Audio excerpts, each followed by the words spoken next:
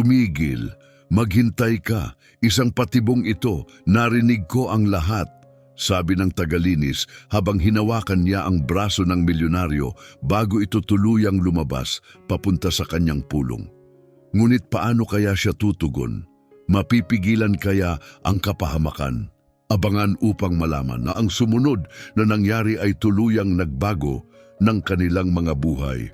Sa isang marangyang gusaling salamin na napakataas na wari humahalik na sa mga ulap sa ibabaw ng Faria 5 Avenue, ipinagdiriwang ang isang kasunduang nag-uugnay sa mga bansa. Para sa kinabukasan ng Santoro Group at sa bago nating makapangyarihang alyansa sa iba't ibang kontinente, sigaw ni Ricardo Santoro habang itinaas ang isang basong bakarat na mas mahal pa kaysa taunang upa sa bahay ng karamihan sa kanyang mga empleyado. Umalingaw-ngaw ang tunog ng nagbabangga ang kristal sa silid-pulong sa ika-50 palapag, isang espasyong tila nakalutang sa ibabaw ng skyline ng Sao Paulo.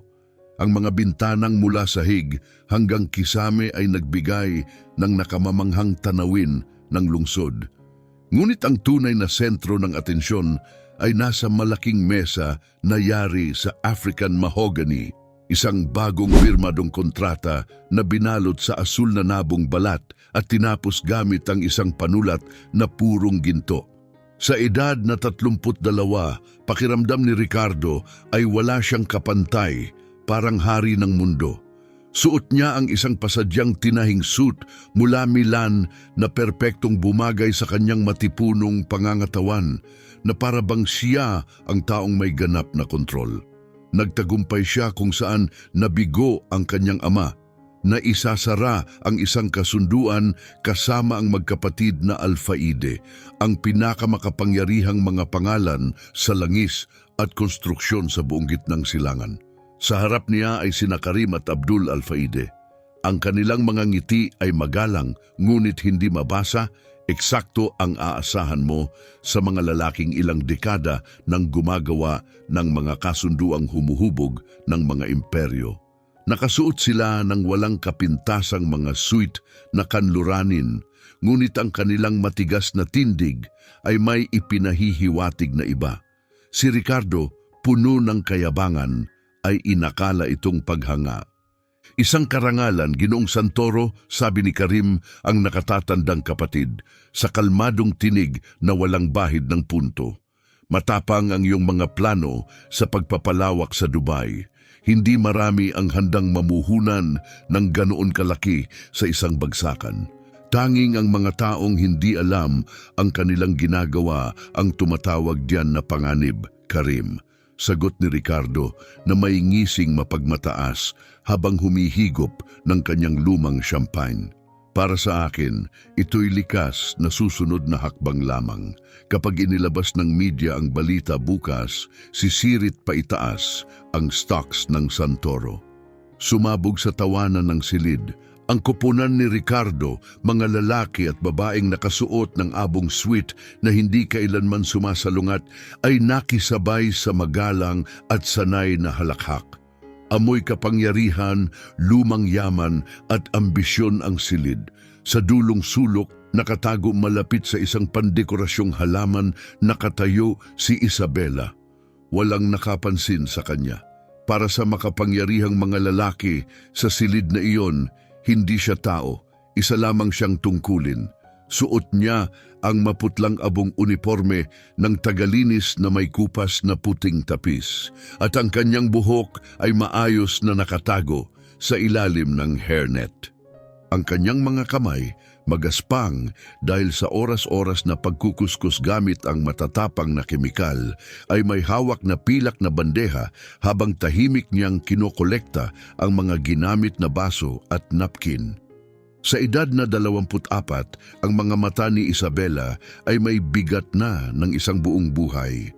Mahaba ang kanyang oras ng trabaho upang masuportahan ng may sakit niyang ina at makapag-ipon para sa kursong panitikan na pansamantala niyang isinantabi, isang pangarap na tila lalong lumalayo sa bawat araw. Tahimik siyang gumalaw sa loob ng silid, iniiwasan ng mga siko at malalaking kilos. Ang kanyang ginintuang tuntunin manatiling hindi nakikita. Kapag hindi kanila nakikita, hindi kanila masisigawan. Kapag hindi kanila napapansin, hindi kanila matatanggal sa trabaho. Kahanga-hanga, palakpak ni Ricardo na ikinagulat ni Isabela. Mga Ginoo, naka-standby na ang helikopter. Nagpareserba ako ng mesa sa umiikot na restaurant para sa isang karapat-dapat na pagdiriwang. Naghihintay na ang piloto. Sa loob ng 15 minuto, magtataas tayo ng baso sa ibabaw ng lungsod. Ikinararangal naming sumama, sabi ni Abdul, bahagyang tumango. Lumingon si Ricardo sa kanyang assistant. Ipadala ang press release eksaktong 5:00 ng hapon, hindi mas maaga, hindi mas huli. Gusto kong makita ang gulat sa mga mukha ng aking mga kakompetensya kapag nalaman nilang kasama ko na ngayon ang magkapatid na Alfaide. Habang naglalakad si Isabela patungo sa ulo ng mesa upang kunin ang isang bakanting bote ng champagne, napuwesto siya mismo sa likuran ng magkapatid na Alfaide. Humuhupa na ang ingay habang nagsisimulang mag-empake ng kanilang mga kagamitan ang mga ehekutibo. Sa katahimikang iyon, habang marahang tumutugtog ang musika sa likuran, yumuko si Karim patungo kay Abdul.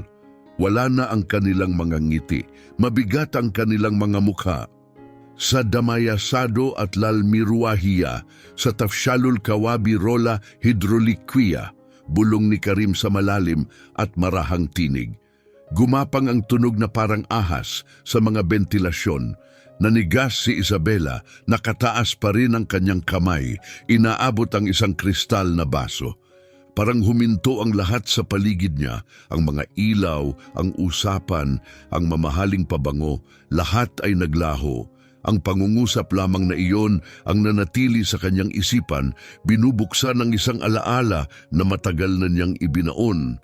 Hindi siya makapaniwala, baka nagkamali lang siya ng dinig. Ngunit malamig ang tugon ni Abdul at pinanlamig ang buong katawan niya. Hindi. Hadithul Mosif at Cherketu sa Takunulana Kablani, Ajidol Jota, sabi nito habang inaayos ang kanyang gintong cufflinks. Parang gumuho ang sahig sa ilalim ni Isabela. Kilala niya ang mga salitang iyon, ang himig, ang wika. Lumaki siyang naririnig iyon mula sa kanyang lolo sa tuhod na si Ibrahim. Kapag pumasok siya sa helicopter, papalya ang hydraulic brakes, sabi ni Karim. Oo, magmumukha itong isang trahedyang aksidente. At sa oras na matagpuan ang katawan, dagdag ni Abdul, ang kumpanya ay pag-aari na natin. Tinamaan ng takot si Isabela na parang suntok sa dibdib. Malakas ang tibok ng kanyang puso sa loob ng kanyang mga tadyang. Tumingin siya kay Ricardo na patuloy pang tumatawa, walang kamalay-malay na ang mga lalaking pinagkatiwalaan niya ay kapipirma lamang sa kanyang hatol na kamatayan. Pinaplano nilang patayin siya dito mismo sa sarili niyang bubungan. Sumigaw ang isipan ni Isabela, manahimik ka, wala kang halaga. Kapag nagsalita ka, sisirain ka nila. Tandaan, maging hindi nakikita. Ngunit pagkatapos, umalingaw-ngaw sa kanyang alaala ang tinig ng kanyang lolo sa tuhod na para bang nasa tabi niya ito. Kapag nanahimik ka sa harap ng kasamaan, nagiging bahagi ka nito. Likas ang takot, ngunit banal ang dangal. Nakita niyang tumayo ang magkapatid na Alfaide at ibinalik ang kanilang mga huwad ng ngiti. Kinawayan sila ni Ricardo patungo sa pribadong elevator na patungo sa helipad. Hindi kami sasama sa inyo sa helicopter, Ginong Santoro. May ilang huling bagay pa kaming aasikasuhin, magalang na sabi ni Abdul. Ngunit magkikita tayo roon maya-maya. Mabuti, makikita ko kayo agad, masayang tugon ni Ricardo. Oras na para lumipad. Habang umaalis ang iba at naghihintay si Ricardo, nakita ni Isabela ang isang lalaking walang kamalay-malay na naglalakad patungo sa kamatayan. Binitiwan niya ang bandeha, bumagsak at nabasag ng malakas ang mga kubyertos at kristal sa marmol na sahig. Mabilis na lumingon si Ricardo at ang kanyang mapagmataas ng ngiti ay napalitan ng pagkainis. Ano ba ang sisimulan pa lamang niyang sabihin?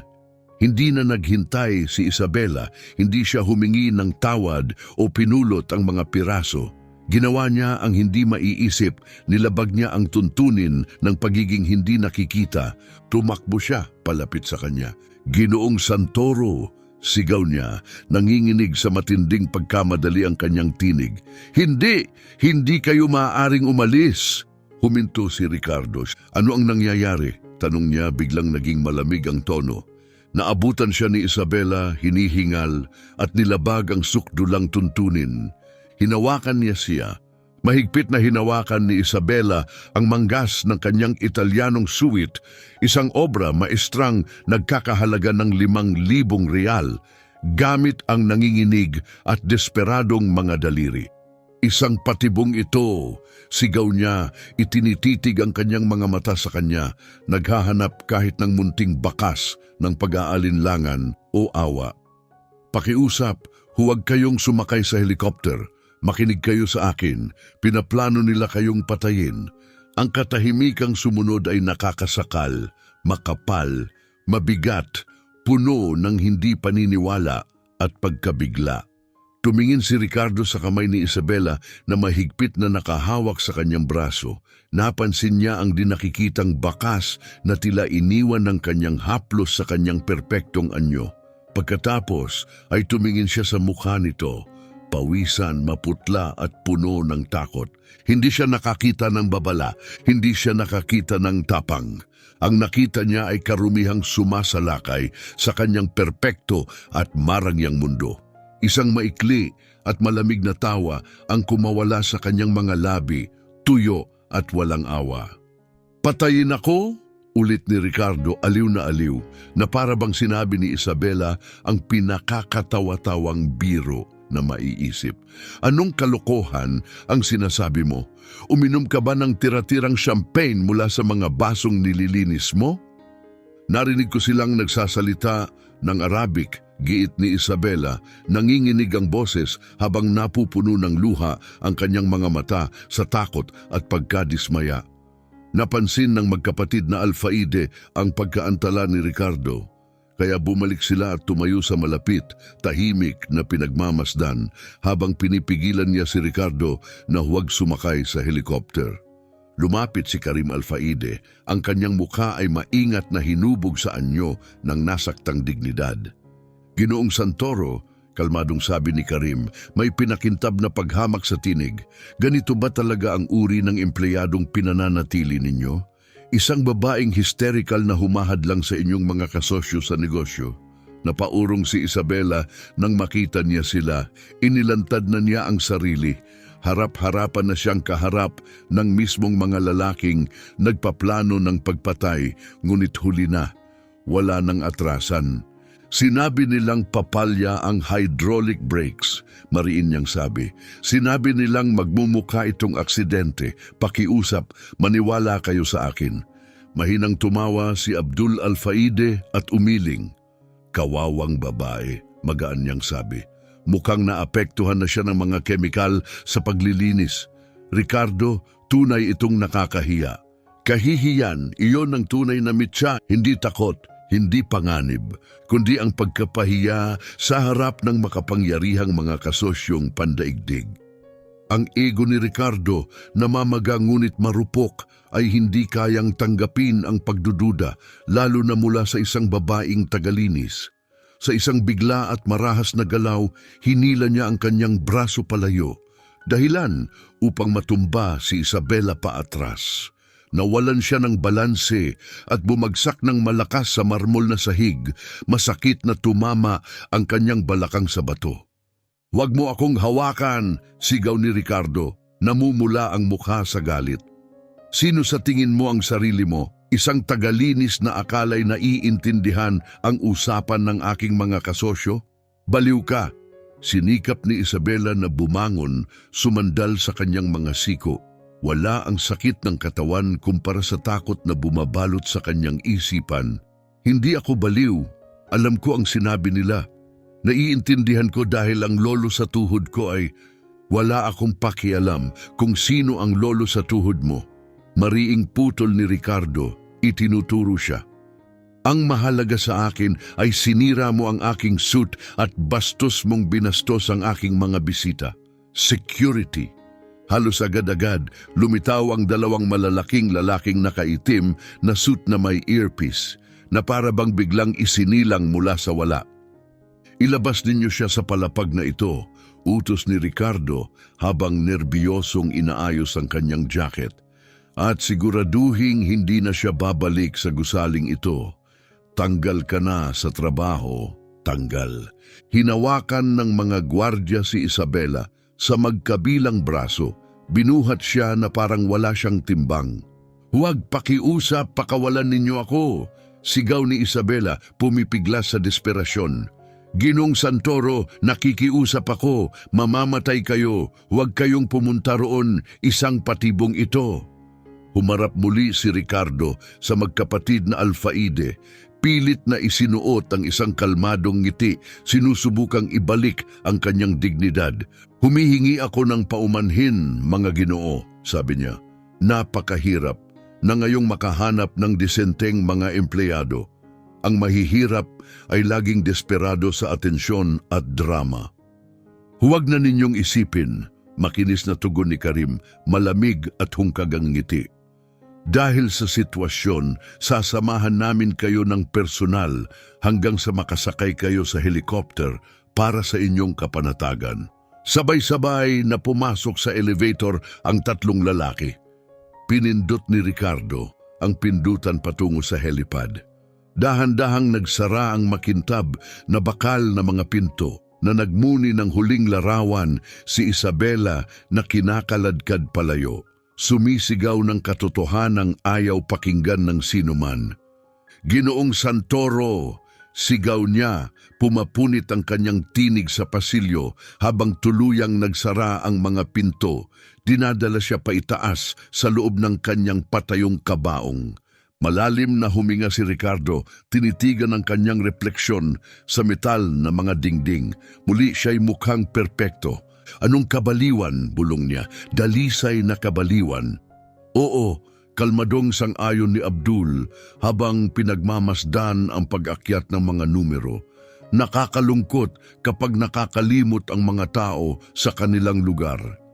Habang umaakyat ang elevator patungo sa maulap na langit, dinadala si Ricardo palapit sa kanyang nakamamatay na kapalaran. Walang magawa si Isabela sa pakikipaglaban sa mga gwardya sa pasilyo. Dumadaloy ang mga luha sa kanyang mukha, hindi dahil sa siya'y natanggal sa trabaho, hindi dahil sa kahihiyan, kundi dahil alam niya ang katotohanan at siya ang pinarurusahan dahil dito. Itinulak siya ng mga gwardya patungo sa pintuan ng emergency stairwell. Manahimik ka, baliw, ungol ng isa. Dapat nga magpasalamat ka at hindi tumawag ng pulis ang amo. Iniwan nila siya roon sa malamig na landing ng hagdanan mag-isa habang ang alingawngaw ng kanyang mga sigaw ay patuloy na umaalingawngaw sa walang lamang espasyo. Nanginginig sa sakit ang buo niyang katawan at ang kanyang dangal ay tila isang bukas na sugat. Ngunit ang pinakamabigat ay ang bigat sa kanyang puso. Maaari nang lumayo si Isabela. Maaari siyang umuwi, yakapin ang kanyang ina at subukang burahin sa alaala ang isang mayamang lalaking itinuring siyang wala. Kinutya siya nito, piniling ipagsawalang bahala ang kanyang babala. Pinili nito ang sarili niyang kapalaran. Marahil, karapat-dapat lang sa kanya ang anumang darating. Ngunit ipinikit niya ang kanyang mga mata at napuno ang kanyang isipan ng imahe ng kanyang lolo sa tuhod na si Ibrahim. Nakita niya ang matatanda nitong mga kamay na marahang nagbabaliktad ng masesilang pahina ng isang luma at gasgas na aklat na nakasulat sa Arabic. Naalala niya ang tinig nito, laging banayad, laging puno ng karunungan, na nagtuturo sa kanya ng halaga ng buhay, anumang buhay. kahit yaong mga tila hindi karapat-dapat iligtas. Tumingala si Isabela sa makapal na kisaming konkreto na naghihiwalay sa kanya mula sa bubungan. Mula sa itaas, naririnig niya ang mapurol na dagundong ng mga ilis ng helikopter na nagsisimula ng umikot. Nanikip ang kanyang dibdib. Hindi niya maaaring hayaang mangyari iyon. Kahit sa kanya, kahit matapos ang ginawa nito. Tinanggal siya sa trabaho, hinamak siya. Ngunit wala ni isa man doon ang nagbago sa alam niya sa kaibuturan ng kanyang kaluluwa. Ang pagliligtas ng buhay ay mas mahalaga kaysa paghihiganti. Ang kanyang konsensya lamang ang tunay na pag-aari niya sa mundong ito.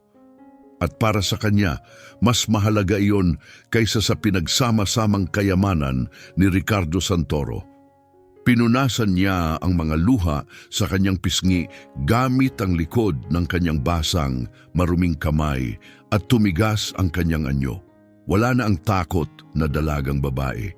Sa kanyang kinatatayuan ay isang inapo ng mga nakaligtas, ng mga taong nagtiis ng mga disyerto, digmaan at matinding paghihirap. Kung hindi sila makikinig kapag mahinahon siyang nagsasalita, may iba siyang paraan upang pakinggan siya. Napunta ang tingin ni Isabela sa isang panel na may pulang salamin sa dingding.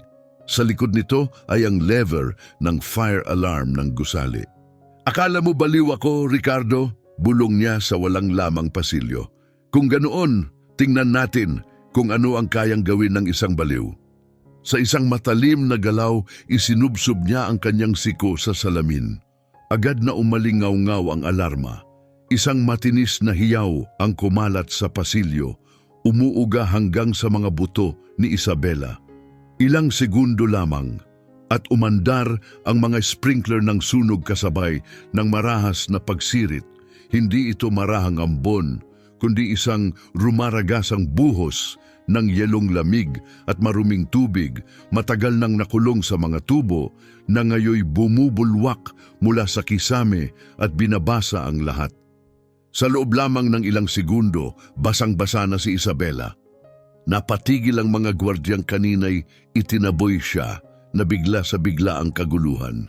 Ang malilinis na puting ilaw sa itaas ay kumislap at napalitan ng umiikot na pulang ilaw, binabaha ang mga dingding ng mga kisap ng kulay dugo. "Ano bang ginawa mo? Baliw ka ba?" Sigaw ng isa sa mga gwardya, tinatakpan ang kanyang mga mata habang sumugod palapit. "Tinamaan mo ang master alarm." Hindi lumaban si Isabela, hinayaan niya silang hawakan siya. Wala siyang pakialam na dumikit ang kanyang uniforme sa balat niya o na masakit at dumudugo ang kanyang siko dahil sa pagbasag ng salamin. Isang kakaibang katahimikan ang dumaloy sa kanya dahil gumana ito. Hindi na makakaalis ang helicopter ngayon. Agad nakikilos ang mga sistemang pangkaligtasan ng gusali. Ang mga elevator ay magsasara o babalik sa ground floor. Walang pahihintulutang paglipad mula sa helipad. Hindi habang aktibo ang emergency alarm. Masyado itong mapanganib. Mananatili sa lupa si Ricardo Santoro. Magagalit siya. Kapopootan niya siya. Maaaring magsampa siya ng kaso. Baka makulong pa siya. Ngunit kahit papaano, buhay siya para gawin iyon.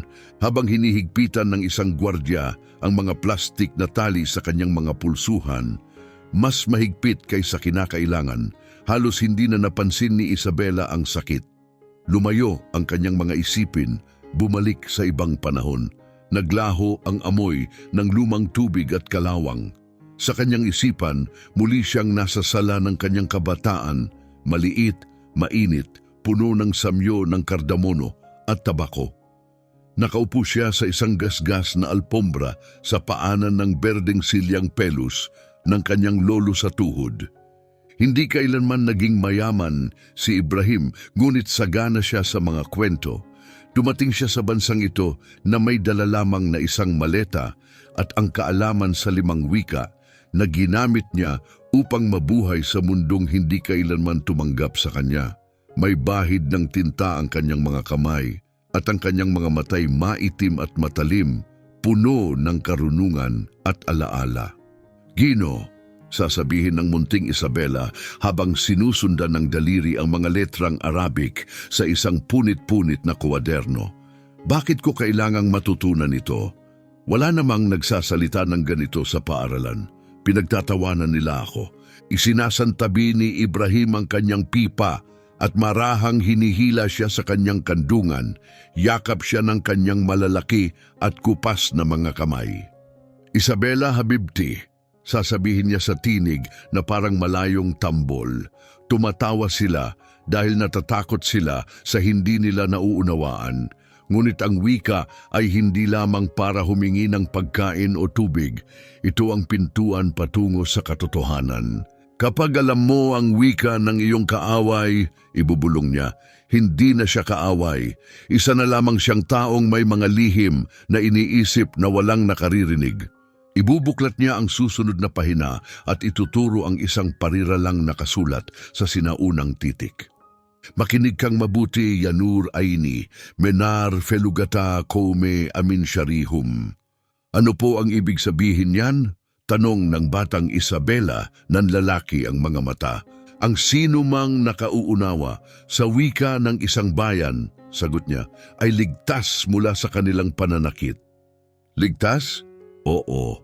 Binubulag tayo ng kamangmangan, aking anak, ngunit ang kaalaman, pumuputol ito sa dilim. Huwag kang kailanman mahihiya sa kung sino ka at kung saan nagmula ang iyong mga ugat. Ang dugo mo'y tumawid sa mga karagatan at disyerto. Nasa iyong gulugod ang lakas ng mga punong sedro ng Lebanon. Kahit pilitin ka ng mundo na kuskusin ang mga sahig nito, huwag mong hayaang lumuhod ang iyong espiritu. Napakatotoo ng alaala na halos maramdaman ni Isabela ang mainit na kamay ni Ibrahim sa kanyang balikat muli. Matagal na itong pumanaw.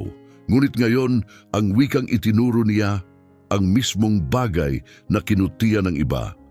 Ang naging pinakamakapangyarihan niyang sandata sa loob ng matitibay na pader ng imperyo ng Santoro. Isang marahas na hatak ang nagbalik sa kanya sa kasalukuyan. Gumalaw ka! Sigaw ng guwardiya. Marahas siyang itinutulak patungo sa emergency stairwell. Gusto ka ng hepe ng seguridad sa ibaba, ungol ng isa sa mga gwardya.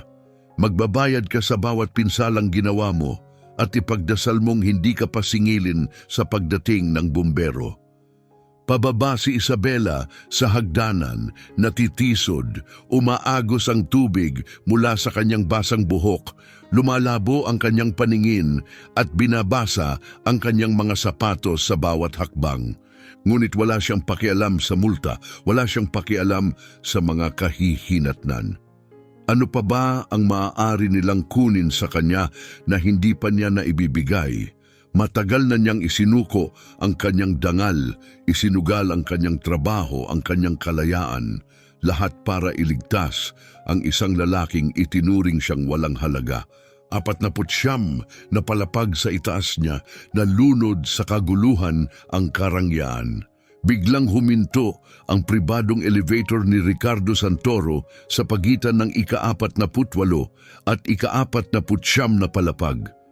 Kumislap ang mga ilaw sa loob at napalitan ng kahel na liwanag ng emergency lighting. Umalingaw-ngaw ang isang kalmadong, artipisyal na tinig mula sa speaker sa itaas ng kanilang mga ulo. Paalala, na-activate ang fire alarm, isinasagawa ang emergency protocol, bababa ang elevator patungo sa ground floor, mangyaring manatiling kalmado. Niloloko ba ninyo ako? Sigaw ni Ricardo, mariing sinuntok ang bakal na pader. Umalingaw-ngaw ang tama at ang champagne sa kanyang tiyan ay kumulo sa galit. Ito dapat ang rurok ng kanyang karera, ang kanyang dakilang sandali. At ngayon, sinisira ito ng isang fire alarm. Taos-puso akong humihingi ng paumanhin, mga Ginoo, sabi niya sa magkapatid na Alfaide. Pilit tinatakpan ang pagkainis sa kanyang tinig. Marahil ay may sira ang sensor. Pagdating natin sa ibaba, sisiguraduhin kong may magbabayad nito. Ngunit hindi agad sumagot si Karim. Mahigpit ang kanyang panga, hindi mabasa ang kanyang muka. Ngunit ang pag-aalala sa kanyang mga mata ay hindi dahil sa alarma. Ito'y dahil nabigo ang plano. Nagpalitan sila ng tingin ng kanyang kapatid na si Abdul. Hindi na makakaalis ang helikopter mula sa bubungan. Hindi papalya ang mga preno kung hindi naman lilipad ang helikopter. Hindi maginhawa, sabi ni Abdul, pinapalis ang himulmol sa kanyang manggas. Ngunit siyempre, kaligtasan muna, hindi ba Ricardo? Talagang ganoon, sagot ni Ricardo, pilit na ngumiti kahit hindi umaabot sa kanyang mga mata. Isang aberya lang ito, magkakotse na lang tayo. Ihahatid tayo ng aking driver sa restaurant. Sa atin pa rin ang gabing ito. Ngunit masyadong mabagal ang pagbaba ng elevator. Bawat palapag na nilalagpasan ay parang saksak sa kanyang dangal. Isa pang minutong unti-unting nabubuwag ang imahe ng kanyang kontrol at dominasyon sa harap ng pinakamahahalagang lalaking nais niyang pasayahin. At sa kaibuturan ng kanyang isipan, may gumapang na isang kaisipan, tahimik ngunit mapilit. Ang babaeng iyon, ang tagalinis, may sinigaw siya tungkol sa isang patibong. Binalaan siya na huwag sumakay sa helikopter. At ngayon bigla na lang pinigilan ng alarma ang mismong biyaheng iyon. Huwag, sabi ni Ricardo sa sarili, nagngangalit ang mga ngipin. Nagkataon lang, mapait siya. Ginawa niya ito para makapaghiganti. Alam niyang aakyat ako at sinadya niyang sirain ang lahat. Pagsisisihan niya ito. Nang tuluyang bumukas ang elevator sa pangunahing lobby ng gusali, lubos ang kaguluhan. Ang dating malinis at tahimik na puting marmol na sahig ay naging isang binahang gulo. Daang-daang manggagawa ang naglabasan mula sa mga opisina, basang-basa sa mga sprinkler, sumisigaw at nadudulas sa tubig habang umuugong ang mga fire alarm sa itaas. Mula sa labas, lalong lumakas ang mga sirena, paparating na ang mga bumbero. Lumabas si Ricardo, kasunod ang magkapatid na Alfaide. Bagamat tuyo pa rin ang kanyang mamahaling suit sa loob ng selyadong elevator, ang kanyang mukha ay puno ng galit. Gusto ko ang pangalan ng may kagagawan nito. Sigaw niya, ang kanyang tinig ay humiwa sa ingay na parang talim. Gusto kong malaman kung sino ang nagpasimuno nito. Sumugod palapit ang hepe ng seguridad, isang lalaking makapal ang leeg at mukhang bulldog, lumulusong sa mababaw na tubig, may hinihila sa likuran niya. Ginong Santoro, sigaw nito, nakuha na namin siya, nandun mismo sa tabi ng alarma sa ika-50 palapag. Siya mismo ang nagbasag ng salamin. Tumingin si Ricardo pababa at naroon siya, basang-basa, nanginginig mula ulo hanggang paa, ngunit tuwid ang tindig. Si Isabela.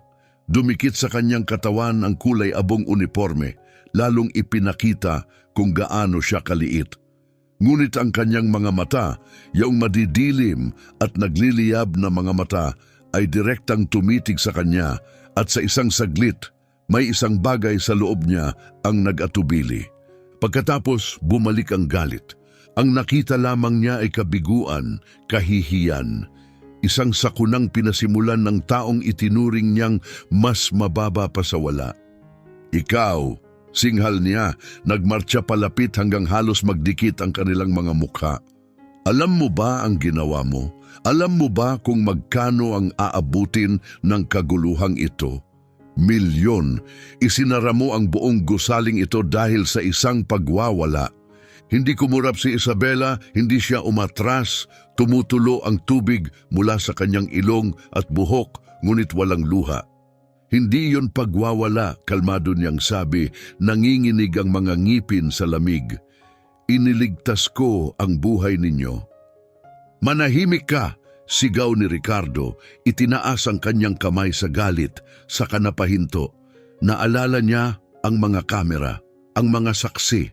Sa pagpipigil, ibinaba niya ang kanyang kamay. Baliw ka, bulong niya ng may galit. Gumagawa ka ng mga kwento na parang nasa pelikula ka. Iniisip mong isa kang bayani. Iligtas ako?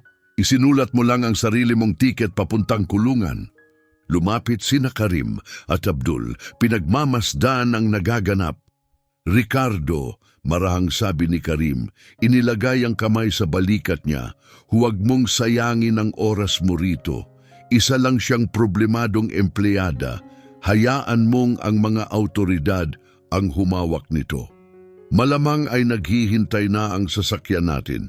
Ipinihit ni Ricardo ang kanyang mga mata at huminga ng mariin. Mabigat ang kanyang dibdib, sumasakit ang kanyang ulo sa inis. Tama si Karim. Nararamdaman niya, nagsisimula na siyang mawalan ng kontrol sa harap ng mga taong mahalaga. Nanonood ang elitang pinansyal at hindi katanggap-tanggap ang kahinaan.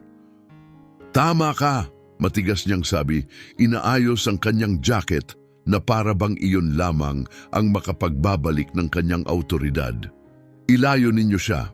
Hayaan ninyong ang pulis ang humawak nito. Gusto kong magsampa ng kaso. Paninira ng ari-arian, pabaya na paglalagay sa panganib at kung ano pa ang maaari nilang idagdag.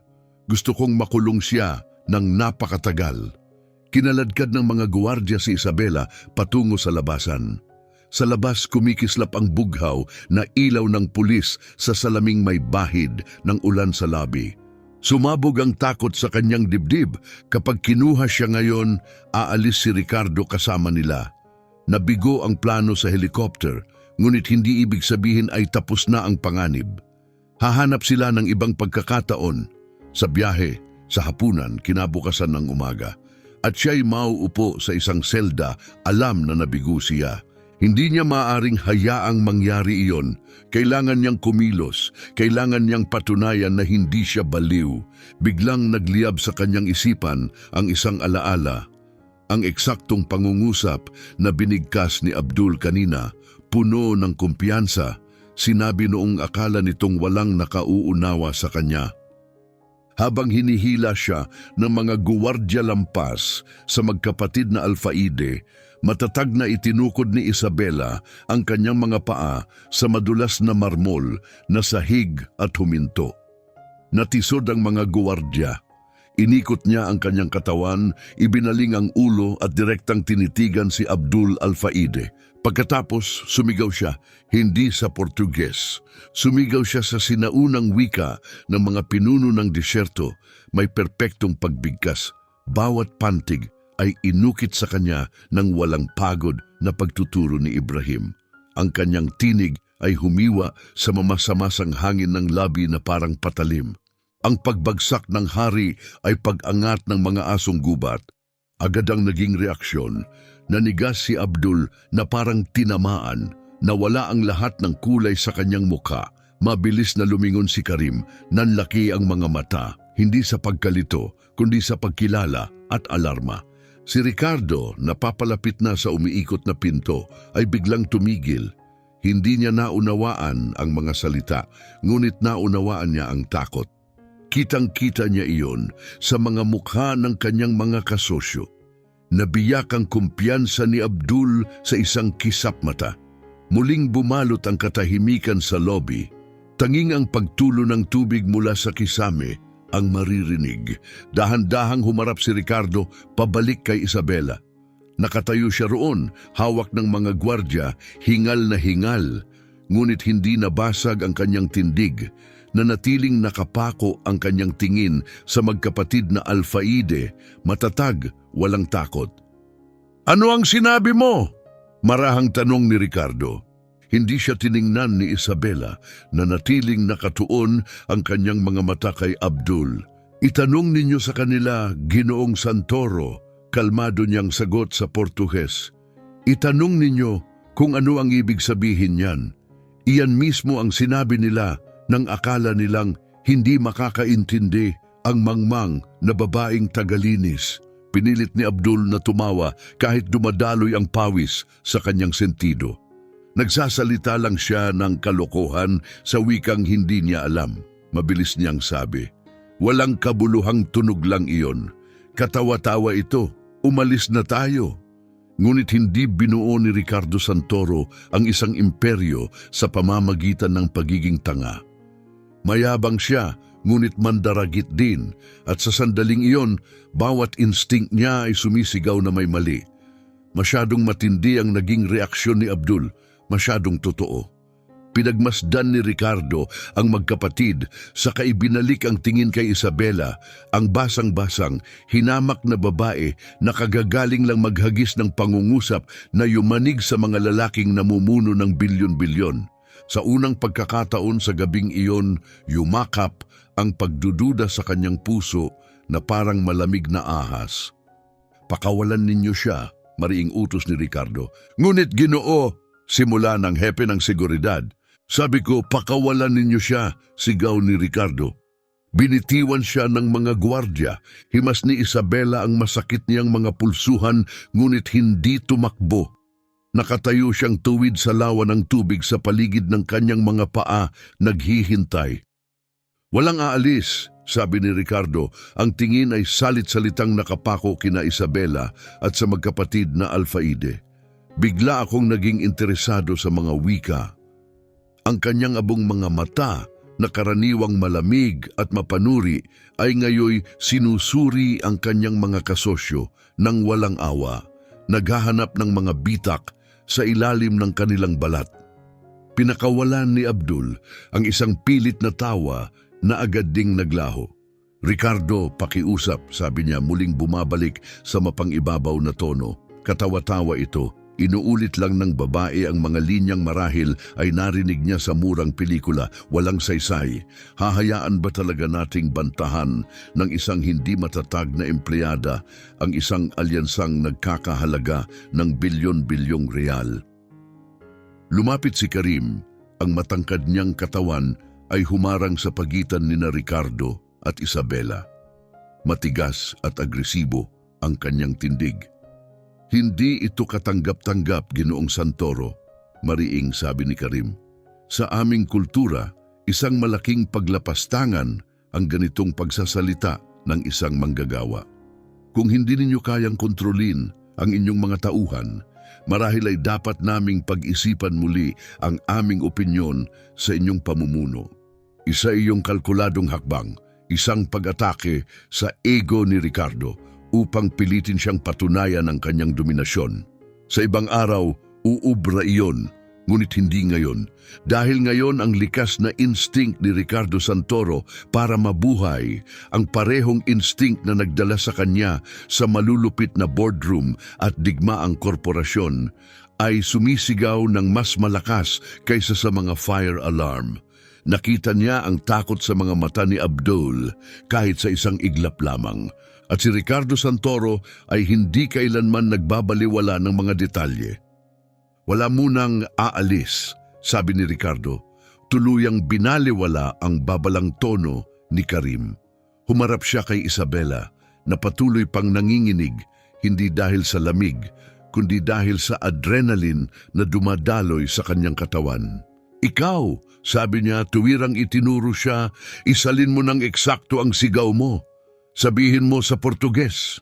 Parang papel de liha ang pakiramdam ng bibig ni Isabela. Nasusunog ang kanyang lalamunan. Naglalakad siya sa isang napakapanganib na linya at isang maling hakbang lang ang maaaring sumira sa kanya. Kapag nag-atubili siya, kapag nabasag ang boses niya, mananalo ang magkapatid na Alfaide. Ipapakita nila siyang hindi matatag at maniniwala si Ricardo sa kanila. Ramdam niya iyon, kaya tinitigan niya si Abdul. Humugot siya sa alaala ng kanyang lolo sa tuhod na si Ibrahim, nakaupo sa lumang berdeng silya na nagsasabi sa kanya, ang katotohanan ay isang leon. Hindi mo ito ipinagtatanggol, pinakakawalan mo lang ito. Mas tumatag ang boses niya habang nagsalita. Ibig sabihin niyan, ang pagbagsak ng hari ay pag-angat ng mga asong gubat. Sabi niya, matandang kasabihan yon. Pero hindi nila iyon sinabi na parang kasabihan, Ginoong Santoro. Sinabi nila iyon na parang pangako. Tuluyan siyang humarap kay Ricardo ngayon, tumatangging pansinin ang titig ni Karim na parang gustong tumagos sa kanya. Sinabi nila yon sa conference room.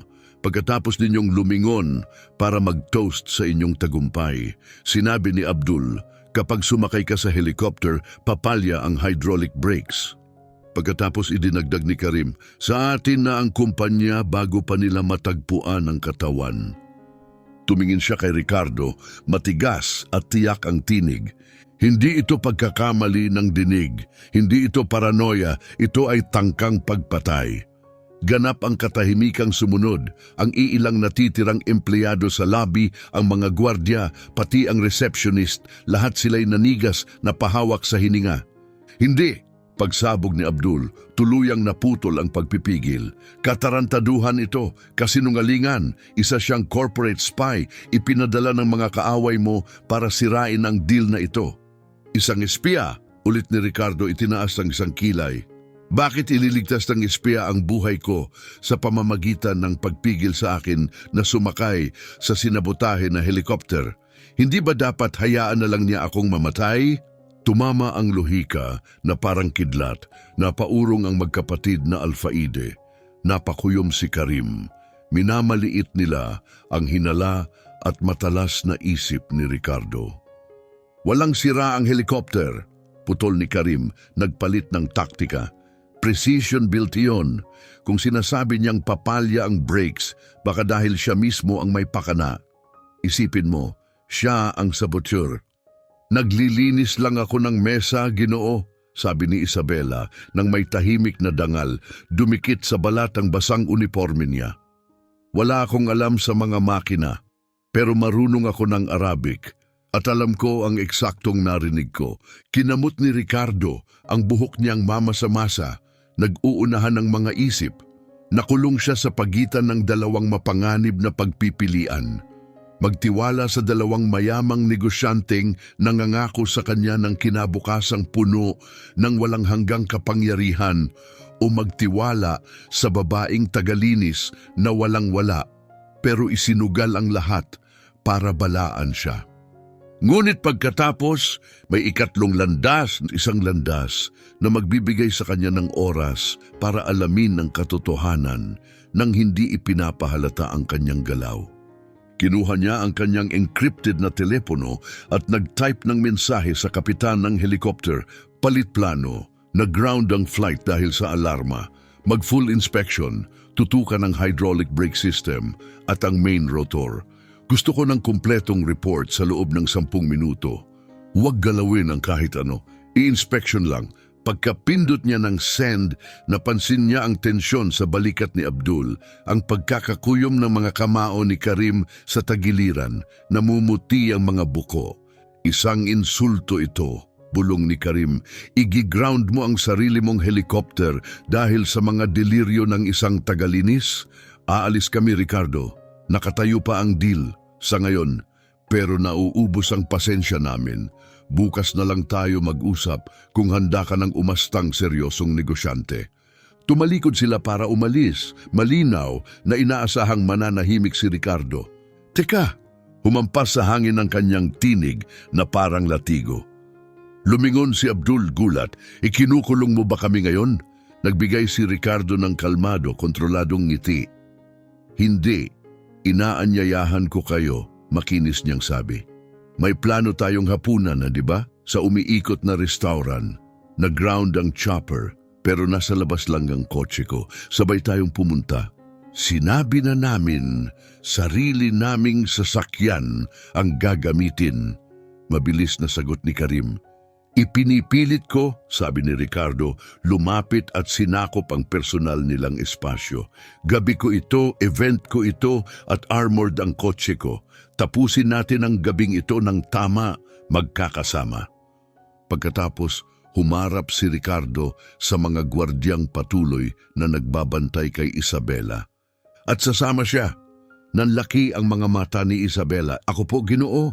Ginoo. Simula ng hepe ng seguridad, sasama siya, ulit ni Ricardo, sa tunong pumapatay ng anumang pagtutol. Kung nagsisinungaling siya, gusto ko siyang nasa tabi mismo kapag kinumpirma ng mekaniko na perpekto ang helicopter.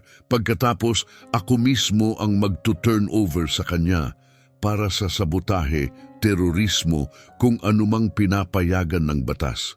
Tumigil siya sandali. At kung totoo ang sinasabi niya, gusto kong malaman kung paano natutong mag-classical Arabic ang isang babaeng tagalinis habang kumukuskos ng sahig. Isang estratehikong galaw na parang sa chess master. Kung tumanggi ang mga alfaide na sumakay kasama niya, malinaw na patunay iyon ng kanilang takot.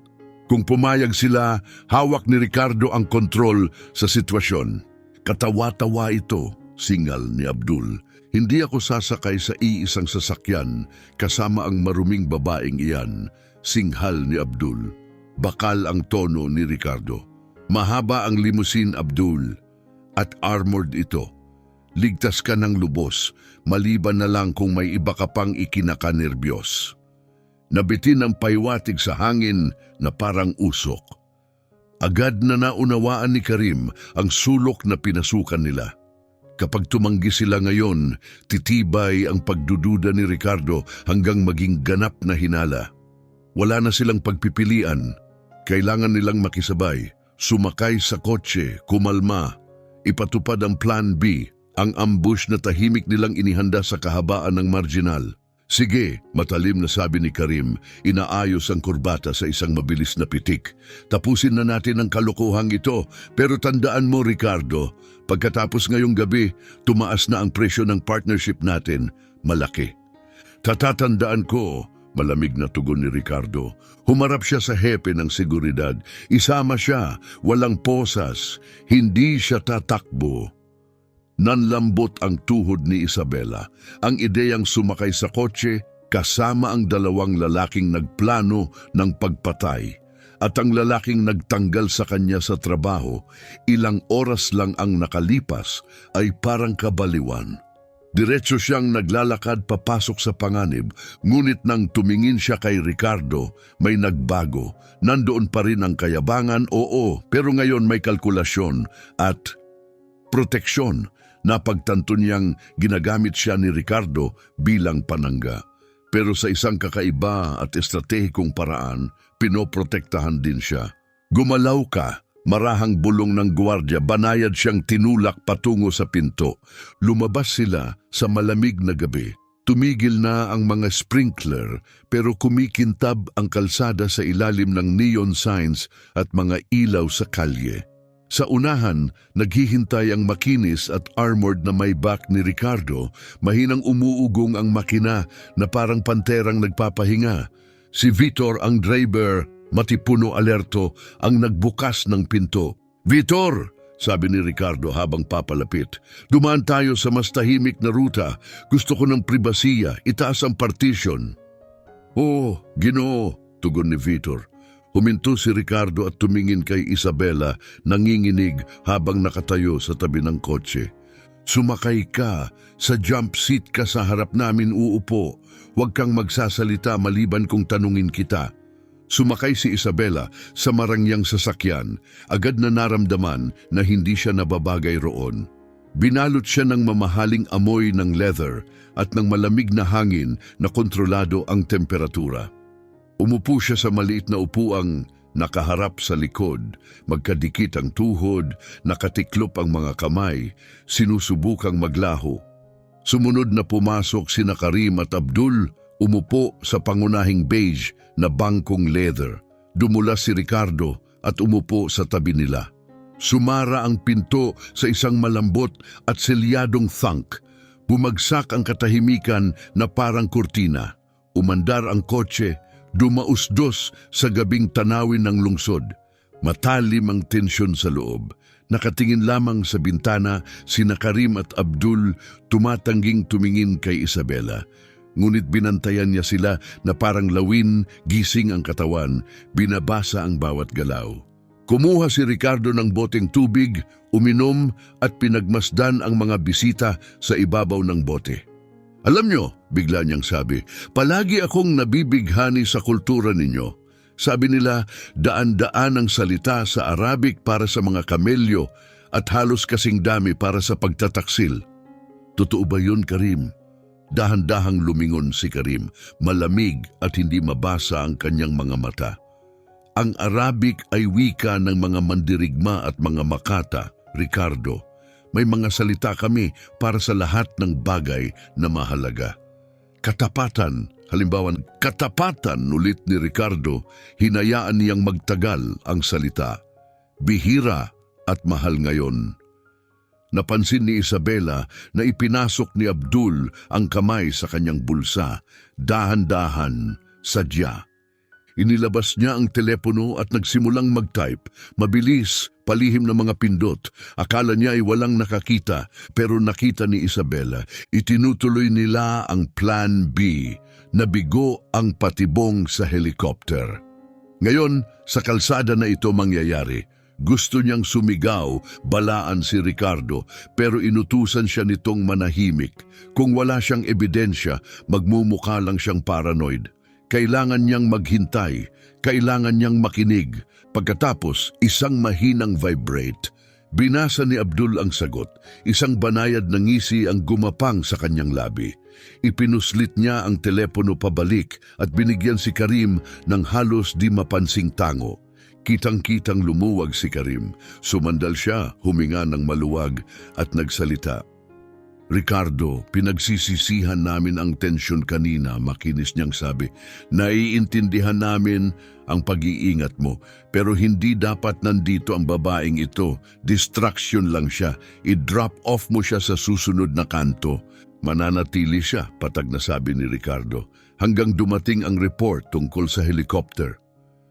Kung ganun ang gusto mo, sabi ni Karim na kunwaring walang pakialam. Pero kapag pumasok na tayo sa marginal, mawawala ang signal. Sana matawagan ka ng mekaniko bago iyon. Isang ginaw ang bumaba sa gulugod ni Isabela. Ang marginal Pinheiros, dun mangyayari. Isang madilim na bahagi ng highway, kilala sa mga blind spot. Walang kamera, walang signal, walang saksi. Tumingin siya kay Ricardo, nakikiusap ang mga mata. Tumingin din si Ricardo sa kanya at sa sandaling iyon may nagdaan sa pagitan nila. Nakita niya ang gulat, ang panik, ang pagkamadali. Humarap si Ricardo sa partition at pinindot ang isang baton. Vitor, gaano katagal bago tayo umabot sa marginal? Mga 2 minuto, Ginoo.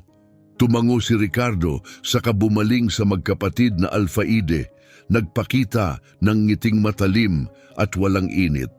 Alam nyo, kaswal niyang sabi, yung sinabi niya tungkol sa mga asong gubat at mga hari, kumapit sa isip ko. Ang sabi ng ama ko, walang tunay na kaibigan sa negosyo, pansamantalang alyansa lang na binubuo ng kaginhawahan. Marunong ang ama mo, sagot ni Abdul sumulyap sa relo.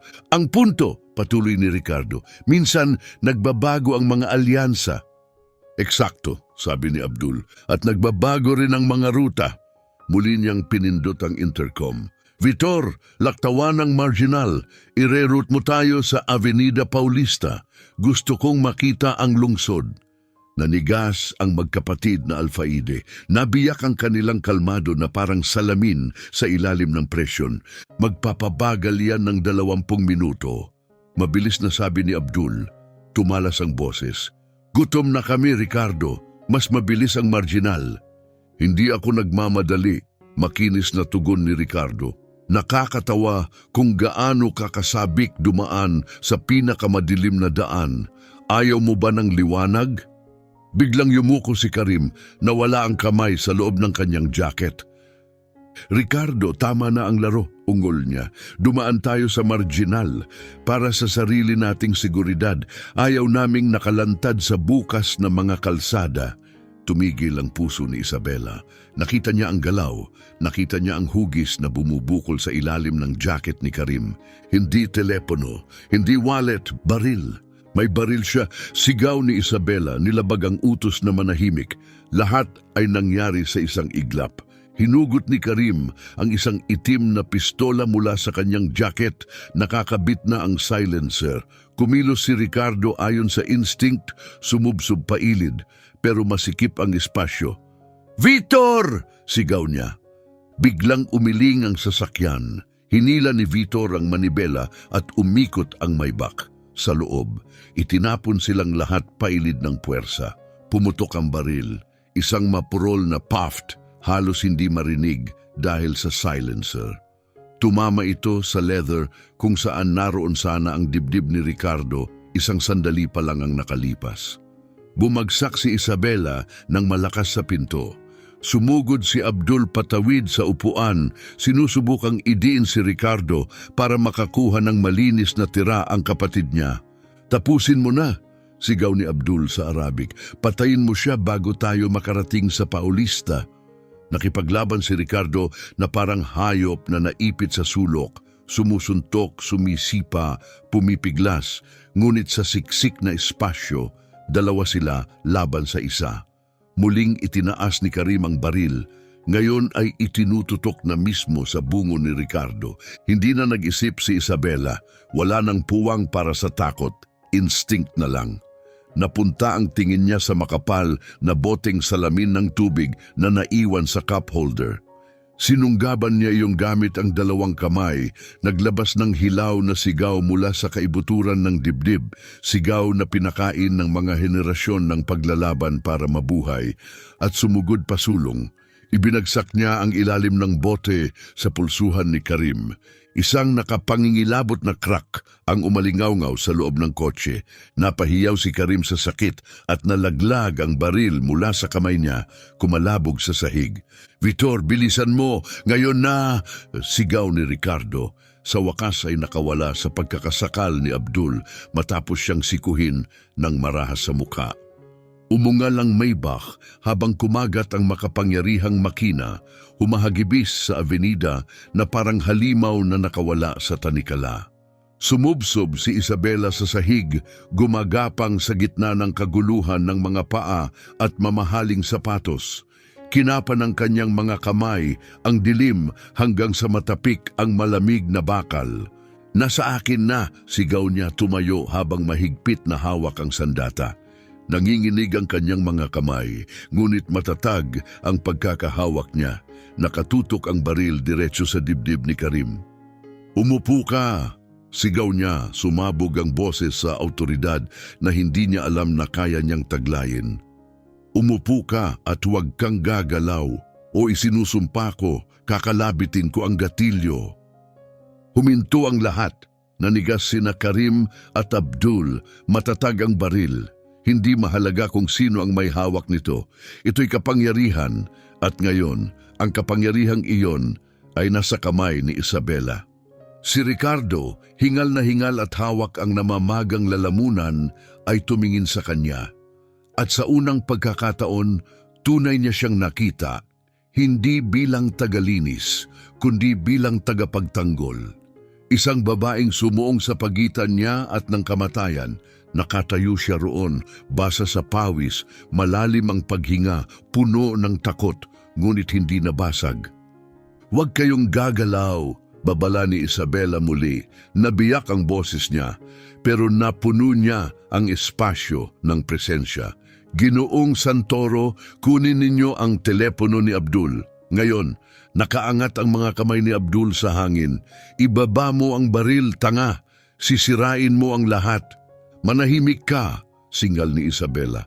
"Ginoong Santoro, ang telepono, nandoon ang lahat. Pinaplano nila ang pag-atake mula sa teleponong iyon." Hindi na nagpatumpik si Ricardo. Sinunggaban niya si Abdul at inagaw ang aparato mula sa pagkakahawak nito. Pumiglas si Abdul, ngunit isang mabilis na suntok sa sikmura mula kay Ricardo ang nagpatahimik sa kanya. Inunlock ni Ricardo ang screen, hindi pa ito na-secure ni Abdul. Nasa Arabic, bulong niya binabasa ang banyagang text na kumikislap sa display. "Wala akong nakikilala rito." Hindi ibinababa ang baril, lumapit si Isabela. Dumaan ang kanyang mga mata sa mga salita. Isang alon ng pagkahilo ang umakyat sa kanya habang lumulubog ang kahulugan. Hindi ito emosyonal, hindi ito personal. Malamig ito, kalkulado. Ang pinakahuling mensahe, kapapadala lang, ay nagsasabing, "El Ferruhahis Filhamshia Al-Farikuthani Yantadiru Isharatina Latatruku Ahadan Shayan." Tumingin si Ricardo sa kanya. Ano ang ibig sabihin? Tahimik ang boses ni Isabela, ngunit bawat salita ay tumama na parang kulog. Ibig sabihin, handa na ang patibong sa marginal. Naghihintay ang Team B sa hudyat natin. Huwag mag-iwan ng kahit sinong buhay. Isang mabigat na katahimikan ang dumurog sa loob ng sasakyan. Sumcrawl si Ricardo pataas at nakakita ng isa pang mensahe mula kay Karim para kay Abdul. El ahmaku gayrul masar, irtidilu, istakdimu halan, idaluha tabduka sarikatin sarat bisyaklin syate. At ito, tanong niya, ibig sabihin, binago ng tanga ang ruta, mag-improvise, gamitin na ngayon, gawin itong mukhang palpak na pagnanakaw. Sumandal si Ricardo na para bang nabangga siya ng truck. Ang pagtataksil, ang balak, ang malamig na kahusayan nito, bumagsak lahat sa kanya ng sabay-sabay. Ang tanga, bulong niya, iyan ang tawag nila sa kanya, hindi ka sosyo, hindi ka pantay. Isang uto, ang man of the year, ang self-made na bilyonaryo, ginawang piyesa sa plano habang nagtotoast sila gamit ang champagne niya. Lumingon siya kay Karim na hawak ang basag niyang pulsuhan, pilit kinukubli ang sakit. Palpak na pagnanakaw, sabi ni Ricardo, mababa at nakamamatay ang tinig. Babarilin ninyo ako at itatapon na parang basura sa marginal. Pagkatapos ninyong pumirma ng deal, pagkatapos ninyong makapasok sa lahat, negosyo lang yan, Ricardo, dura ni Karim, wala na ang anumang pagkamagalang. Lubog sa utang ang kumpanya mo. Network ang kailangan namin, hindi pangalan mo. Placeholder ka lang. Kung ganon, bakit hindi na lang bilhin? Tanong ni Ricardo, madilim ang boses sa hindi makapaniwala. Sumagot si Abdul na muling bumabalik ang pagiging smug kahit wala ng sandata. Dahil tumanggi ka, gusto mong umupo sa mesa namin, gusto mong magkunwaring isa ka sa amin, pero hindi ka Santoro. Bago ka lang sa pera. Pansamantala, kami ang kasaysayan. Umalingasaw sa hangin ang mga salita ni Abdul na parang lason. Ngunit si Isabela ang pumutol dito, matalim ang kanyang tinig. Wala kayong pag-aari. Hawak pa rin niya ang baril, pero ngayon ang kanyang mga mata ay nagliliyab ng mas malalim kaysa galit. Pinagmamalaki ninyo ang kasaysayan, pero nakalimutan ninyo ang unang aral ng disyerto. Ang dangal ay hindi minamana sa dugo. Kinakamit ito sa gawa. Namutla ang mukha ni Abdul, hindi dahil sa baril, kundi dahil sa dalisay na punto ni Isabela. Hindi ito balbal, hindi ito putol-putol. Ito'y classical Arabic, sinauna, elegante, hindi na dungisan. Sino kan, bulong ni Abdul, nagsasalita ka tulad ng matatandang Makata, tulad ng iskolar, mas mahusay pa kaysa sa karamihan ng aming mga anak. Ako si Isabela, malinaw niyang sabi, apo sa tuhod ni Ibrahim Al-Khatib. Isang lalaking tumakas sa mga lalaking tulad ninyo, mga asong gubat na nagbibihis na hari. Naglinis siya ng pampublikong banyo sa loob ng 40 taon para mabuhay ang kanyang mga anak at hindi niya kailanman kinailangang pumatay para maramdaman ang kapangyarihan. Iyon ang tunay na hari. Tumingin si Ricardo sa kanya halos hindi makapaniwala. Sa sandaling iyon, bumaligtad ang mundo. Hindi na siya tagalinis, hindi na rin lang bayani. Siya ang may hawak ng moral na espada. Pagkatapos, nagsimulang tumunog ang telepono ni Abdul. Sa screen, Team B, patuloy na humahagibis ang Maybach sa Avenida Paulista, malayo sa patibong sa marginal, ngunit hindi pa tapos ang banta. Dinampot ni Ricardo ang telepono. Sagutin mo, utos niya kay Abdul, yelong-yelo ang tinig. Speaker mo. Lumapit siya, halos idikit ang mukha. Kapag nagsabi ka ng kahit isang coded na salita, kapag sinubukan mo lang silang bigyan ng babala, hahayaan kong barilin ka niya. At maniwala ka, Abdul, mas marami siyang dahilan para kalabitin ng gatilyo kaysa sa akin. Tumingin si Abdul kay Isabela, tumingin sa baril, at sa unang pagkakataon, natakot siya. Nakita ni Abdul ang panginginig ng mga kamay ni Isabela, pero may nakita rin siyang mas nakakabahala, paninindigan. Hindi niya hawak ang baril tulad ng isang tulisan o mamamatay tao. Ito ang sandata ng isang taong nagtatanggol ng isang bagay na sagrado. At dahil doon, naging mapanganib siya sa paraang hindi kayang kontrolin ni Abdul. May pag-aatubili, sinagot ni Abdul ang tawag. Opo, Ginoo, hindi pumasok ang target sa marginal, sabi niya sa Arabic. Nakita namin siya sa Avenida Paulista. Ihanda ang pagharang. 2 minuto na lang kami. Kalma at profesional ang boses sa kabilang linya, militar. Sumulyap si Ricardo kay Isabela. Bahagya siyang tumango. Naiintindihan niya ang bawat salita. Sabihin mo sa kanila na itigil na, mahinang sabi ni Ricardo. Hawak na ngayon ang baril. Idiniin niya ang malamig na dulo nito sa hita ni Abdul. Napitlag ang hininga ni Abdul, tumulo ang pawis sa kanyang mukha. "Huwag!" sigaw niya sa telepono. "Itigil ang misyon! Alam ng target ang nangyayari! May presensya ng pulis, masyadong delikado. Umatras kayo." "Sir, may visual kami. Pwede na naming tapusin ngayon."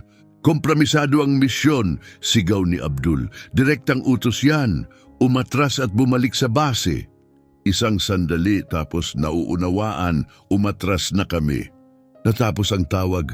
Bumuga ng hininga si Ricardo na parang may hawak na lubid ng buhay. Sumandal siya sa upuan, hawak pa rin ang baril, ngayon ay nakapatong sa kanyang kandungan. "Vitor," sabi niya sa intercom, pilit na kontrolado ang boses, "narinig mo ba?" "Bawat salita, Ginoo," sagot ng driver. "Naabisuhan ko na ang pribadong seguridad sa estate at ang pulisya ng militar. Hihintayin nila tayo sa kilometro 40. Ligtas tayo." Ang salitang ligtas ang siyang bumiyak sa loob ni Isabela. Biglang nawala ang lahat ng adrenaline na nagdala sa kanya hanggang doon at napalitan ng kawalan at panginginig. Nagawa niya ang hindi inaasahan ng kahit sino. Sinaktan niya ang isang lalaki. Humawak siya ng baril, napigilan niya ang isang pagpatay, at ngayong tapos na ang lahat, bumigay ang kanyang katawan sa bigat ng nangyari. Nahulog ang baril mula sa kanyang mga kamay at marahang bumagsak sa makapal na alpombra. Tinakpan ni Isabela ang kanyang mukha at humagulgol, hindi dahil sa kahinaan, kundi dahil sa matinding emosyonal na pagkapagod. Ang kanyang iyak ay hilaw, malalim at hindi mapigilan. Tinitigan ni Ricardo ang mga lalaking katabi niya, dating mayabang, ngayoy duwag at talunan. Pagkatapos ay tumingin siya kay Isabela. Yumuko siya, pinulot ang baril, inilagay ang safety at itinabi ito. At sa isang tahimik na kilos na ikinagulat ng lahat, hinubad ni Ricardo ang kanyang mamahaling Italianong jacket, ang parehong jacket na pinagkakaabalahan niya kanina, at marahang isinapin sa nanginginig na balikat ni Isabela. "Isabela," mahina niyang sabi. Tumingala siya, basang-basa ng luha, dumi at pagod ang mukha. "Pasensya na," bulong niya. "Hindi ko sinasadyang mangyari ang lahat ng ito. Ayoko lang na mamatay ka." "Magdulot ng gulo?" Napatawa si Ricardo, hingalin at halos hysterical. "Hindi ka nagdulot ng gulo, Isabela.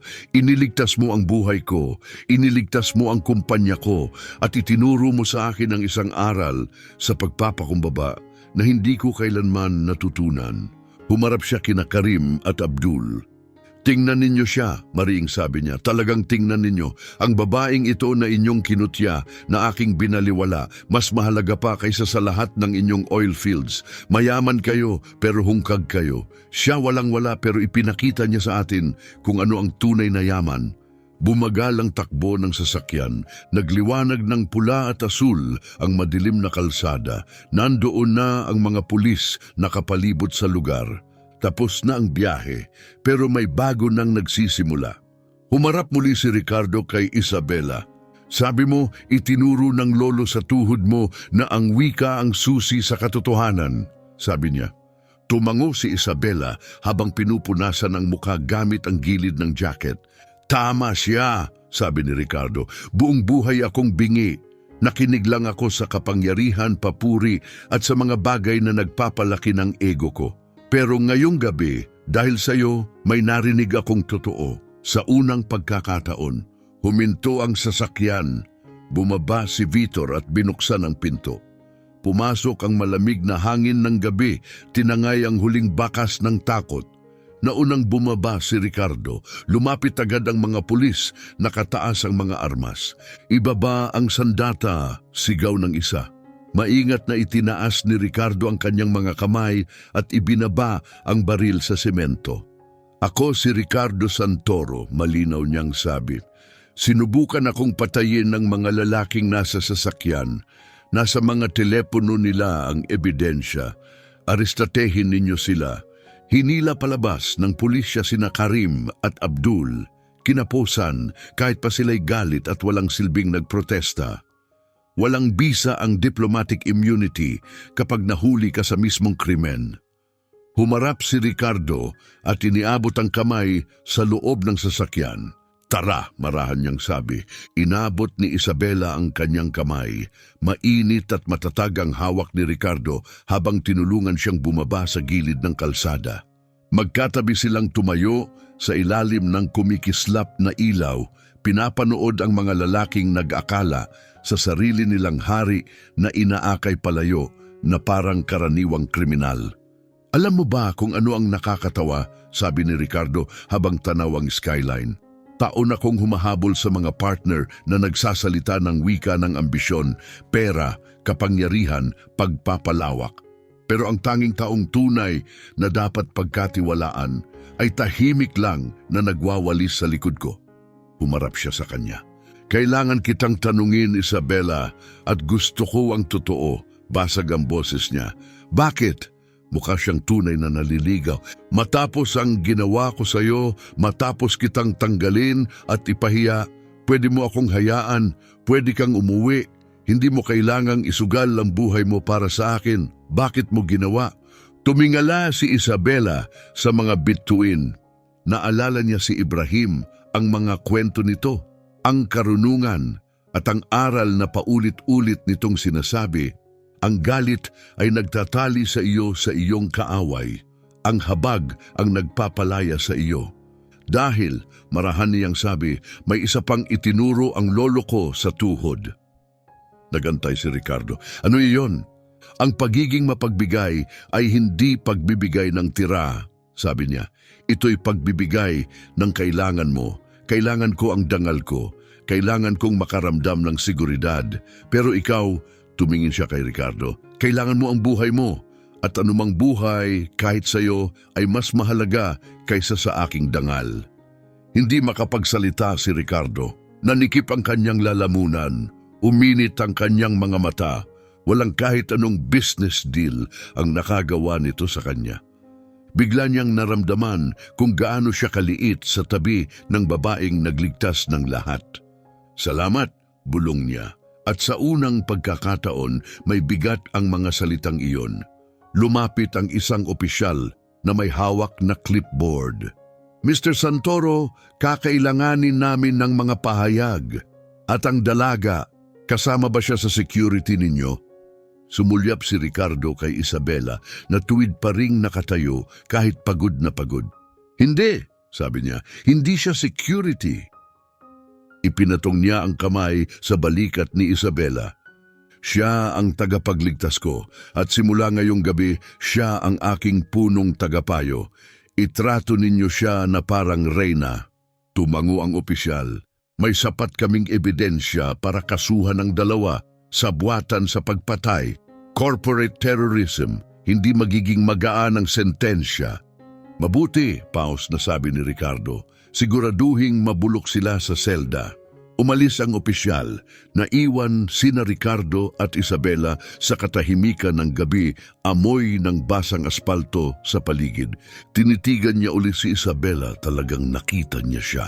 Ang mga mantsa sa uniforme, ang mga kamay na sanay sa hirap, ang lakas sa kanyang mga mata, at naramdaman niya ang matagal na niyang hindi nararamdaman, hiya.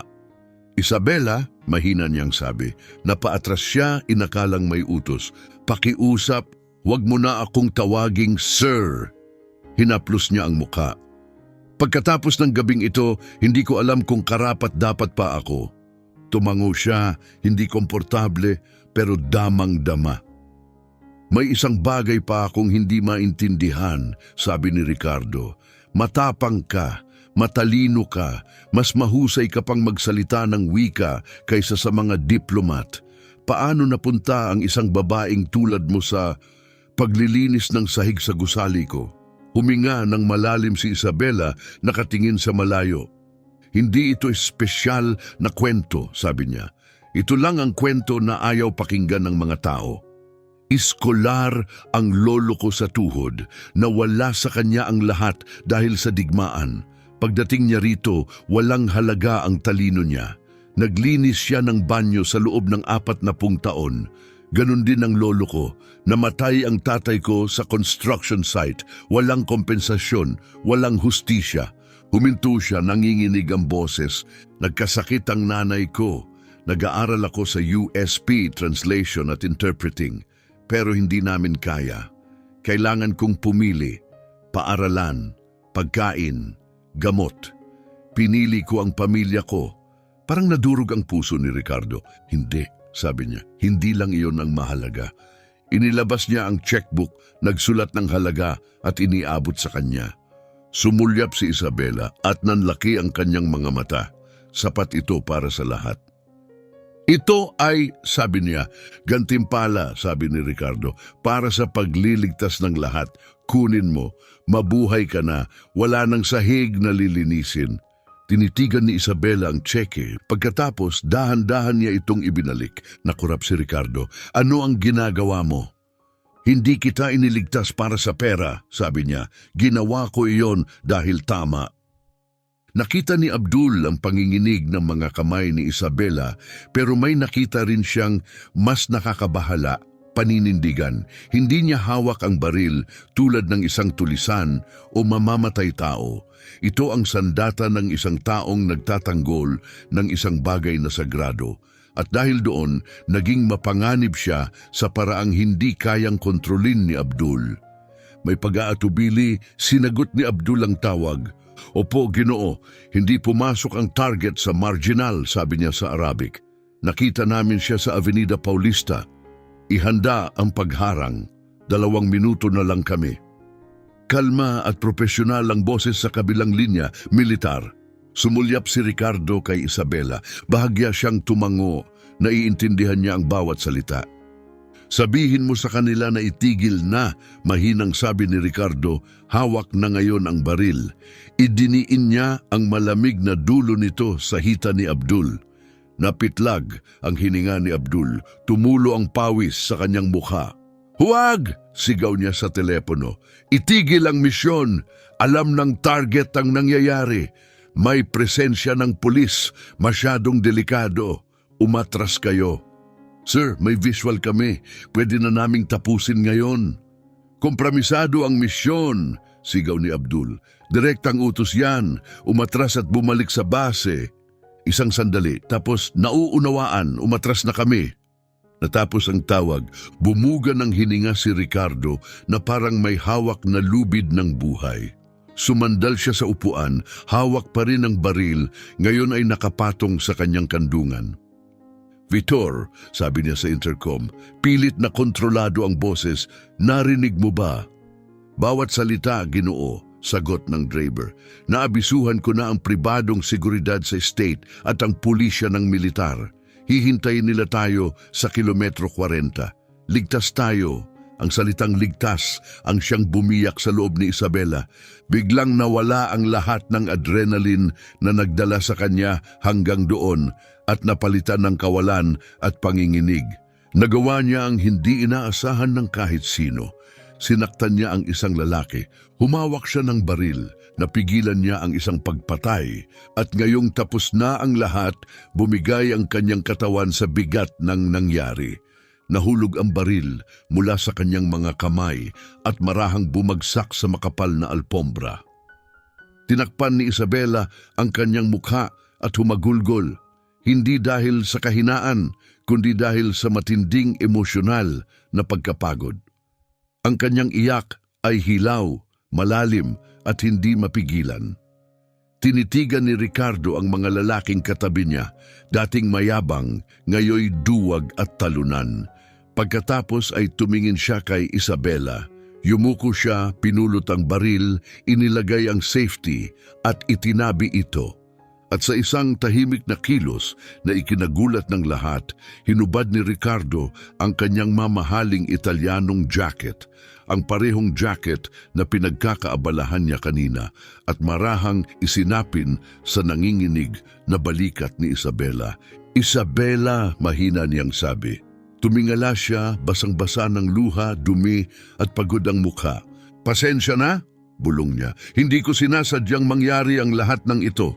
Ayoko lang na mamatay ka. Magdulot ng gulo, napatawa si Ricardo, hingalin at halos hysterical. Hindi ka nagdulot ng gulo, Isabela. Iniligtas mo ang buhay ko, iniligtas mo ang kumpanya ko, at itinuro mo sa akin ang isang aral sa pagpapakumbaba na hindi ko kailanman natutunan. Humarap siya kina Karim at Abdul. Tingnan ninyo siya, maring sabi niya. Talagang tingnan ninyo. Ang babaeng ito na inyong kinutiya na aking binaliwala, mas mahalaga pa kaysa sa lahat ng inyong oil fields. Mayaman kayo, pero hungkag kayo. Siya walang-wala, pero ipinakita niya sa atin kung ano ang tunay na yaman. Bumagal ang takbo ng sasakyan, nagliwanag ng pula at asul ang madilim na kalsada. Nandoon na ang mga pulis nakapalibot sa lugar. Tapos na ang biyahe, pero may bago nang nagsisimula. Humarap muli si Ricardo kay Isabela. Sabi mo, itinuro ng lolo sa tuhod mo na ang wika ang susi sa katotohanan, sabi niya. Tumango si Isabela habang pinupunasan ng mukha gamit ang gilid ng jacket. Tama siya, sabi ni Ricardo. Buong buhay akong bingi, nakinig lang ako sa kapangyarihan, papuri at sa mga bagay na nagpapalaki ng ego ko. Pero ngayong gabi dahil sa'yo, may narinig akong totoo. Sa unang pagkakataon, huminto ang sasakyan. Bumaba si Vitor at binuksan ang pinto. Pumasok ang malamig na hangin ng gabi, tinangay ang huling bakas ng takot. Naunang bumaba si Ricardo. Lumapit agad ang mga pulis, nakataas ang mga armas. Ibaba ang sandata! Sigaw ng isa. Maingat na itinaas ni Ricardo ang kanyang mga kamay at ibinaba ang baril sa semento. Ako si Ricardo Santoro, malinaw niyang sabi. Sinubukan akong patayin ng mga lalaking nasa sasakyan. Nasa mga telepono nila ang ebidensya. Aristatehin ninyo sila. Hinila palabas ng pulisya sina Karim at Abdul. Kinapusan kahit pa sila'y galit at walang silbing nagprotesta. Walang bisa ang diplomatic immunity kapag nahuli ka sa mismong krimen. Humarap si Ricardo at iniabot ang kamay sa loob ng sasakyan. Tara, marahan niyang sabi. Inabot ni Isabela ang kanyang kamay. Mainit at matatag ang hawak ni Ricardo habang tinulungan siyang bumaba sa gilid ng kalsada. Magkatabi silang tumayo sa ilalim ng kumikislap na ilaw. Pinapanood ang mga lalaking nag-akala sa sarili nilang hari na inaakay, palayo na parang karaniwang kriminal. Alam mo ba kung ano ang nakakatawa? Sabi ni Ricardo habang tanaw ang skyline. Taon akong humahabol sa mga partner na nagsasalita ng wika ng ambisyon, pera, kapangyarihan, pagpapalawak. Pero ang tanging taong tunay na dapat pagkatiwalaan ay tahimik lang na nagwawalis sa likod ko. Humarap siya sa kanya. Kailangan kitang tanungin, Isabela, at gusto ko ang totoo. Basag ang boses niya. Bakit? Mukha siyang tunay na naliligaw. Matapos ang ginawa ko sa iyo, matapos kitang tanggalin at ipahiya, pwede mo akong hayaan, pwede kang umuwi. Hindi mo kailangang isugal ang buhay mo para sa akin. Bakit mo ginawa? Tumingala si Isabela sa mga bituin. Naalala niya si Ibrahim, ang mga kwento nito, ang karunungan, at ang aral na paulit-ulit nitong sinasabi. Ang galit ay nagtatali sa iyo, sa iyong kaaway. Ang habag ang nagpapalaya sa iyo. Dahil, marahan niyang sabi, may isa pang itinuro ang lolo ko sa tuhod. Nag-antay si Ricardo. Ano iyon? Ang pagiging mapagbigay ay hindi pagbibigay ng tira, sabi niya. Ito'y pagbibigay ng kailangan mo. Kailangan ko ang dangal ko. Kailangan kong makaramdam ng seguridad. Pero ikaw, tumingin siya kay Ricardo, kailangan mo ang buhay mo at anumang buhay kahit sa iyo ay mas mahalaga kaysa sa aking dangal. Hindi makapagsalita si Ricardo. Nanikip ang kanyang lalamunan. Uminit ang kanyang mga mata. Walang kahit anong business deal ang nakagawa nito sa kanya. Bigla niyang naramdaman kung gaano siya kaliit sa tabi ng babaeng nagligtas ng lahat. Salamat, bulong niya. At sa unang pagkakataon, may bigat ang mga salitang iyon. Lumapit ang isang opisyal na may hawak na clipboard. Mr. Santoro, kakailanganin namin ng mga pahayag. At ang dalaga, kasama ba siya sa security ninyo? Sumulyap si Ricardo kay Isabela na tuwid pa ring nakatayo kahit pagod na pagod. Hindi, sabi niya, hindi siya security. Ipinatong niya ang kamay sa balikat ni Isabela. Siya ang tagapagligtas ko. At simula ngayong gabi, siya ang aking punong tagapayo. Itrato ninyo siya na parang reyna. Tumango ang opisyal. May sapat kaming ebidensya para kasuhan ng dalawa. Sa buwatan sa pagpatay, corporate terrorism, hindi magiging magaan ang sentensya. Mabuti, paus na sabi ni Ricardo, siguraduhing mabulok sila sa selda. Umalis ang opisyal, naiwan sina Ricardo at Isabela sa katahimikan ng gabi, amoy ng basang aspalto sa paligid. Tinitigan niya ulit si Isabela, talagang nakita niya siya. Ang mga mantsa sa uniforme, ang mga kamay na sanay sa hirap, ang lakas sa kanyang mga mata. At naramdaman niya ang matagal na niyang hindi nararamdaman, hiya. Isabela, mahina niyang sabi, napaatras siya, inakalang may utos. Pakiusap, huwag mo na akong tawaging sir. Hinaplos niya ang mukha. Pagkatapos ng gabing ito, hindi ko alam kung karapat-dapat pa ako. Tumango siya, hindi komportable pero damang-dama. May isang bagay pa akong hindi maintindihan, sabi ni Ricardo. Matapang ka, matalino ka, mas mahusay ka pang magsalita ng wika kaysa sa mga diplomat. Paano napunta ang isang babaeng tulad mo sa paglilinis ng sahig sa gusali ko? Huminga ng malalim si Isabela, nakatingin sa malayo. Hindi ito espesyal na kwento, sabi niya. Ito lang ang kwento na ayaw pakinggan ng mga tao. Iskolar ang lolo ko sa tuhod, nawala sa kanya ang lahat dahil sa digmaan. Pagdating niya rito, walang halaga ang talino niya. Naglinis siya ng banyo sa loob ng 40 taon. Ganon din ang lolo ko. Namatay ang tatay ko sa construction site. Walang kompensasyon, walang hustisya. Huminto siya, nanginginig ang boses. Nagkasakit ang nanay ko. Nag-aaral ako sa USP Translation at Interpreting pero hindi namin kaya. Kailangan kong pumili, paaralan, pagkain, gamot. Pinili ko ang pamilya ko. Parang nadurog ang puso ni Ricardo. Hindi, sabi niya, hindi lang iyon ang mahalaga. Inilabas niya ang checkbook, nagsulat ng halaga at iniabot sa kanya. Sumulyap si Isabela at nanlaki ang kanyang mga mata. Sapat ito para sa lahat. Ito ay, sabi niya, gantimpala, sabi ni Ricardo. Para sa pagliligtas ng lahat, kunin mo, mabuhay ka na. Wala nang sahig na lilinisin. Tinitigan ni Isabela ang tseke. Pagkatapos, dahan-dahan niya itong ibinalik. Nakurap si Ricardo. Ano ang ginagawa mo? Hindi kita iniligtas para sa pera, sabi niya. Ginawa ko yon dahil tama.